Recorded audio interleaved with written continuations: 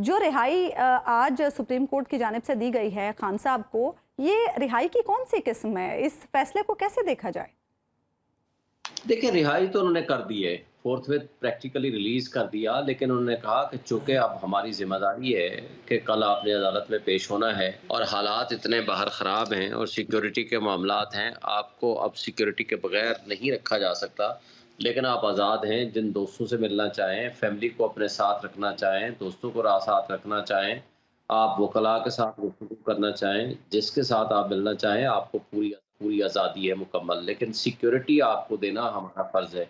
तो वो for the security purposes उन्होंने कहा कि वो गेस्ट हाउस सिक्योर है और लिहाज़ा वहीं वो रहेंगे और कल 11 बजे पेश होंगे और 11 बजे बेल लेने के बाद फिर आप आज़ाद होंगे कि फिर जहाँ रहना चाहें, जहाँ जाना तो चाहें, आप शोएब जा साहब, जो सकते हैं। कल बेल होगी वो क्या नैब के वारंट्स जो हैं उनके अगेंस्ट बेल होगी? जी, वही होगी क्योंकि जो बाकी केसेज़ हैं वो तो आम तौर पर एडजर्न हो गए हैं। जो इस वक़्त मेन जिसके ऊपर गिरफ्तारी हुई है वो नैब के उस वारंट की एग्ज़ीक्यूशन के ऊपर हुई है और उसकी जो एग्ज़ीक्यूशन है वो इल्लीगल एंड अनकॉन्स्टिट्यूशनल डिक्लेयर हुई है और जहाँ से ये सिलसिला रुका था वहीं से उन्होंने सुप्रीम कोर्ट ने जोड़ दिया। उन्होंने कहा कि जो बायोमेट्रिक वेरिफ़िकेशन के लिए आप गए हुए थे, वो हो गई और अब ये केस लगेगा और कोर्ट और बेंच सुनेगा 11 बजे उन केस को और वहाँ मेरिट पे दायर as a matter of right है बेल बिफोर रेस्ट वो अच्छा, बेल होगी अब और उसके बाद इस्लामाबाद नोटिस हाई कोर्ट होगा। की तरफ से शोएब साहब ये तय किया गया था कल कि दरअसल ये जो इमरान खान साहब को गिरफ्तार किया गया है अहाता अदालत से, वो गिरफ्तारी कानूनी है। क्या वही जज साहब और वही बेंच ये सब केस सुनेगा या असर नौ कोई नया बेंच तश्कील पाएगा? देखिए, पहली बात तो ये है कि ये डीबी इस केस को सुनेगी, यानी 2 मेंबर बेंच सुनेगा।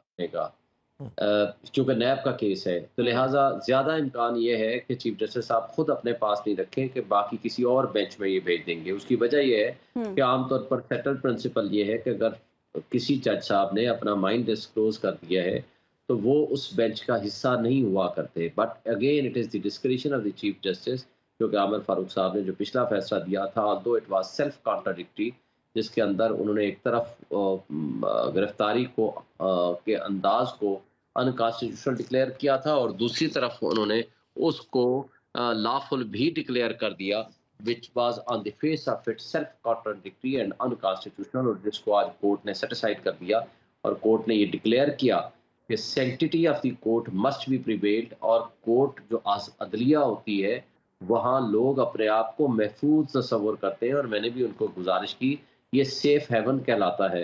तो आप अगर उसके ऊपर कोई बंदा अदालत में अप्रोच करता है for the enforcement of his fundamental rights, अगर उसको अगवा किया गया और उसके ऊपर तशद्दुद किया गया और जिस अंदाज से इनह्यूमन अंदाज से गिरफ्तारी की गई, तो ज़ाहिर है फिर उसका जो रिएक्शन आया है वो भी उसी अंदाज में आया है। क्या ये इमरान खान की हैसियत एक मुल्जिम की थी कि उनसे कोई बात नहीं की जा सकती और उन्हें कोई रियायत दी गई है अदालत के रवैये से, या इमरान खान की हैसियत क्या थी यानी इस वक्त जब वो सुप्रीम कोर्ट में पेश हुए? देखिए, वो एक पिटिशनर थे।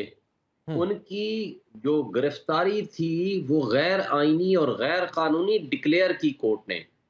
जो कि हम्म। अदालत के इहाते से उनको गिरफ्तार किया गया और जिस तरह अदालत के ऊपर अटैक करके, तशद्दुद करके, अमले को तशद्दुद करके, वकला पे तशद्दुद करके एक पार्टी के सबसे बड़ी पार्टी के मोस्ट पॉपुलर लीडर जो फेडरेशन की अलामत है उसको अटैक करके इनह्यूमन तरीके से लेकर गए और खान साहब ने कहा मुझे कुछ नहीं पता क्या हुआ, लेकिन जो कुछ हो रहा था उसकी जब फुटेज जाएगी बाहर पब्लिक में, जब लोग देखेंगे तो मुझे बताएं कि उसका क्या रिएक्शन आएगा। और दूसरी बात मैंने भी आज कोर्ट को कही, देखें रियासती इदारे जब रूल ऑफ लॉ पे इम्प्लीमेंट नहीं करेंगे, हम्म। जब रियासती इदारे रूल ऑफ लॉ को पामाल करेंगे, जब रियासती इदारे अदालत के ऊपर भी अटैक कर देंगे, तो फिर जो पब्लिक का रियासती इदारों के ऊपर ट्रस्ट होता है वो शेक हो जाया करता है।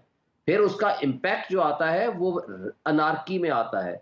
वो चीजें फिर वो संभल नहीं पाती और that was the reason court ने अच्छा अपने शोएब पुराने साहब, ये फैसले भी बताइएगा निकाल कि इमरान खान साहब नैब को मतलूब थे, उनसे वारंट की तकमील कराने में चलिए कुछ ऐसी चीज़ हो गई कि जो अनयूजुअल थी और नहीं होनी चाहिए थी, जिसको अदालत ने प्रिंसिपल अब तय कर दिया कि अहाता अदालत से नहीं गिरफ्तार करना। लेकिन एट द सेम टाइम अगर वो एहतसाब में अदालत ने रिमांड दे दिया था तो फिर एक मुलजिम की हैसियत तो उनकी मुसल्लम होगी, तो फिर उन्हें सुप्रीम कोर्ट में बुलाना क्या आपको लगता है एक रियायत नहीं थी? नहीं नहीं, बिल्कुल रियायत नहीं थी। पहली अच्छा। बात तो यह है कि एक शख्स अपने आप को अदालत में सरेंडर करने के लिए आया हुआ है, बेल लेने के लिए आया हुआ है, और वहां से उसको उसी केस में भी गिरफ्तार किया जा रहा है जिसके लिए वो बेल अप्लाई कर रहा है, और सुबह उसका डायरी नंबर लगा हुआ है। तो इसका मतलब यह है कि अदालत की तो फिर कोई कद्र कीमत नहीं है। और वो बशीर साहब जिसके पास पेश हुआ है, इमरान खान साहब, उन्होंने 8 दिन का रिमांड भी दे दिया। तो जब फाउंडेशन इलीगल होती है तो सब्सिक्वेंट इफेक्ट जो भी होते हैं सारे खत्म हो जाया करते हैं। उन्होंने रिवर्स करके उसी पोजीशन पे ले आए जिस पोजीशन पे वो बायोमेट्रिक वेरिफिकेशन कर रहे थे, और वहां से आगे केस का इब्तदा होगा और केस चलेगा। तो लिहाजा मैं समझता हूं कि ये कोई रियायत नहीं है, ये सिर्फ इनकी बात नहीं है। कोई भी मुल्जिम हो जो अदालत में जमानत लेने आ जाए, सुप्रीम कोर्ट के तो ये भी हाई कोर्ट के फैसले हैं कि अगर कोई मुल्जिम किसी वकील के दफ्तर चला जाए फॉर लीगल असिस्टेंस, वहां से वो गिरफ्तार नहीं हो सकता। तो बात कहाँ की बात कर, पार्किंग में आ जाए वहां से गिरफ्तार नहीं हो सकता। Sanctity of the court involve है, उसके ऊपर access to justice fundamental right है सिटीजन ऑफ पाकिस्तान का, जो कल वायलेट हुआ है परसों, और जो हाई कोर्ट ने ऑर्डर किए हैं on the face of it वो इलीगल है। एक तरफ तो जज साहब फरमाते हैं, चीफ जस्टिस साहब का जो ऑर्डर है कि तौहीन अदालत होगी, बिल्कुल ठीक है, उन्होंने की है। दूसरी तरफ होगा एफआईआर दर्ज कराएं, वो भी होगी, ठीक है। लेकिन जब वो itself action he illegal and unconstitutional है तो फिर वो कानूनी गिरफ्तारी कैसे होगी? और दूसरी बात यह है कि ये तो खैर मेरिट ऑफ द केस की बातें हैं, जब इन्वेस्टिगेशन होने के बाद सेक्शन 24(4) है नैब ऑर्डिनेंस का, जब इन्वेस्टिगेशन में तब्दील होने के बाद रिपीटेड नोटिस भेजेंगे फॉर अपीयरेंस, और अगर वो ना आए तो फिर आप वारंट ऑफ अरेस्ट जारी कर सकते हो। ये तो वारंट ऑफ अरेस्ट यकम तारीख को भेजा गया, और उसका गिरफ्तार किसने किया? रेंजर्स ने। उसको ऑर्डर किसने दिया था? सेक्रेटरी इंटीरियर ने तो कल आकर बताया कि जी परसों, जी मुझे तो पता ही नहीं, मेरे पास तो अभी तक ये इनका लेटर ही नहीं पहुंचा जो नैब ने उनको भेजा कि जनाब आप जाकर के उनको गिरफ्तार करें। फिर सबसे बढ़कर एक सवाल और हुआ जो तरमिनल्ला साहब ने किया कि ये बताएं कि एड्रेस तो लिखा हुआ है जमान पार्क का, वो रहते भी वहां हैं, तो आपने सेक्रेटरी इंटीरियर को लिखने की बजाय होम सेक्रेटरी पंजाब को क्यों नहीं लिखा? तो इसका मतलब है ये सारी मिली भगत थी। ये छुट्टी वाले दिन का वो जो कहते हैं ना, जब कोई बंदा गलती करने लग जाता है तो आंख और कान और दिमाग उसका बंद हो जाता है। तो चेयरमैन नैब साहब ने, मेरा ख्याल है वो यकम तारीख ये देखी नहीं थी, उस दिन छुट्टी थी, और वो दस्तखत कर दिए बैक डेटेड, और वो भी बैक डेटेड साइन करके भेज दिया सेक्रेटरी इंटीरियर को, अच्छा। और सेक्रेटरी इंटीरियर ने आकर कह दिया मुझे तो लेटर मोहम्मद कामरान,